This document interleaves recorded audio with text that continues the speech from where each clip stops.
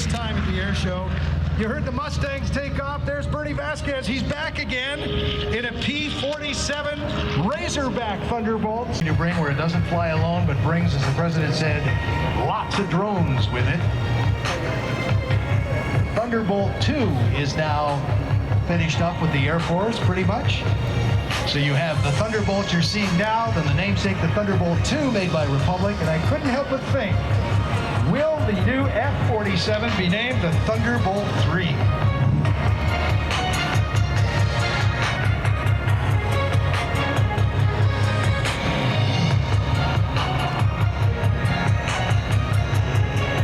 Maximum speed of the B-25 of 328 miles an hour. We're going to get the Mustangs to drop in just a little bit lower because they are so beautiful after all. And we'll listen if the conditions are right. You might hear the music that they make along with the engine and the screaming. Maybe we're going to need a new pair of pants. I wasn't ready for that one. I really wasn't.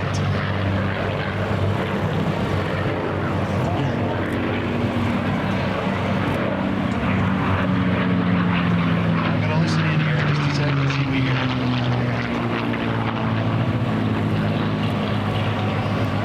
Get a chance to hear the whistle, especially as it climbs, as the angle of attack changes. The wing, the two inner gun ports, there's three on each side, are set back, and they leave a hole in the leading edge of the wing. It's like a flute, it's like a musical instrument. It actually harmonizes with the Merlin engine. And then there's, of course, the cooler underneath the intake. Actually creates a little bit of thrust out the back. It's like a jet engine before its time. Some of the technology that went into these amazing designs, the P-51, so successful, started as an RAF request for a high-altitude interceptor, and the Allison engine that was originally put in it just wasn't what they needed, so they married the Merlin Rolls-Royce engine to it. Packard built them here under license, and what a success story. And look, they're still so impressive today. P-51 Mustangs.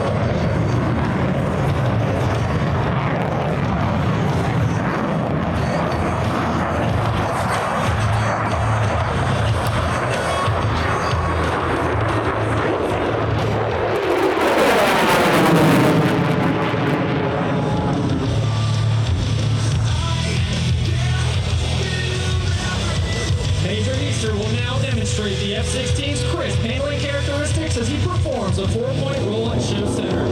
Pausing briefly at each 90-degree increment, notice the precision at which these individual movements are executed. In for the left, the F-16 and the 4-point roll.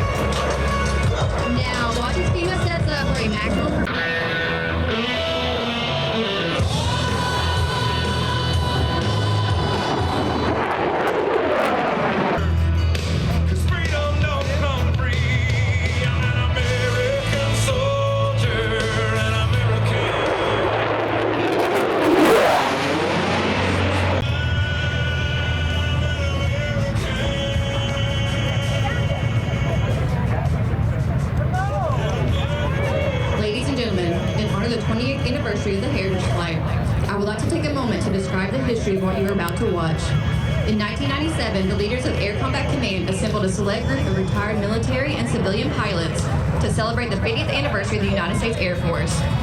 From this gathering was born the Heritage Flight, a unique visual representation of the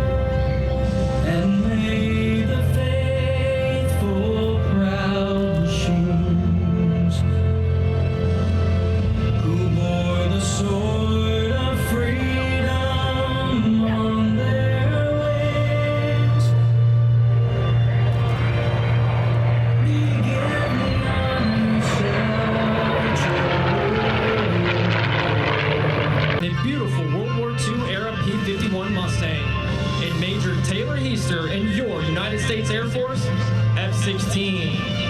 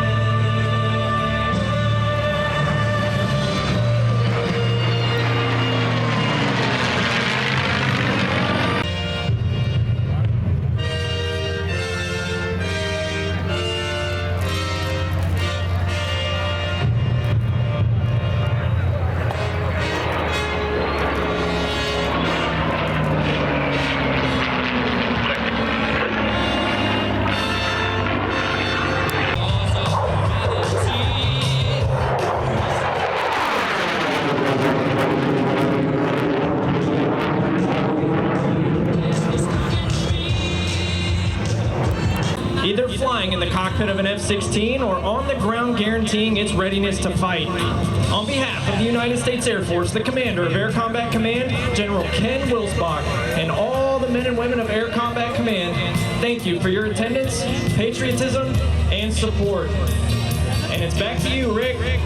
Josh, thank you. How about that, folks? Give it up for the Air Force and the rest of this amazing team. And that jet, oh my. And Greg Andrews, too, with that beautiful P-51. And we're going to move things in a different direction here in just a moment as we gather these aircraft back on the ground. There's Greg Andrews. Give him a wave. Valhalla, P-51 Mustang. And out in front of us, we have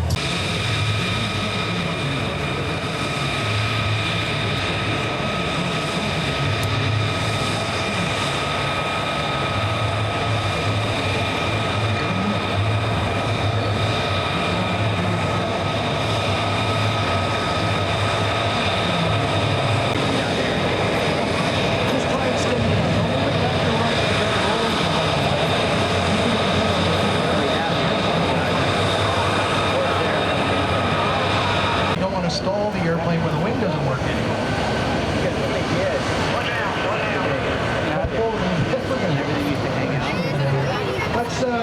Let's just pull back down easy. And I think you see the ambulance down at the right. I think we have some technology we can use to help you. Okay. Well, I need to get down and on the ground and land. They're trying to shoot me down. Rick? Yeah, so what we're going to do is that ambulance has a technology on board that is actually magnetic. We have a giant magnet on that thing, and if you get close to it, we're turning it on now. You get close to that, just above it, I think we can drop the airplane right down on the top. Okay, on this big freeway right here, is that how you landed? Yeah, kind of like that, but you need, not out there. We need to get you turned